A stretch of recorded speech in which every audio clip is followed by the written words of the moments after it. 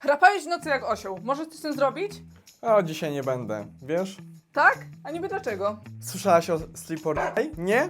No to słuchaj. Sleep or Die to nowa kanadyjska marka, która w niekonwencjonalny sposób podchodzi do tematu snu. Ich produkt Sleep Tape to taśma na usta, która zachęca do oddychania przez nos w nocy. Efekt: lepszy przepływ tlenu, redukcja chrapania i głębszy, bardziej regenerujący sen. Marka przełamuje cukierkową komunikację, jaką do tej pory dawał nam świat wellness na temat snu. Jest to też bardziej agresywny sposób reklamy i nie każdemu może się spodobać, ale na pewno większość zapadnie w pamięć. Trafia do ciebie takie coś, czy za mocne?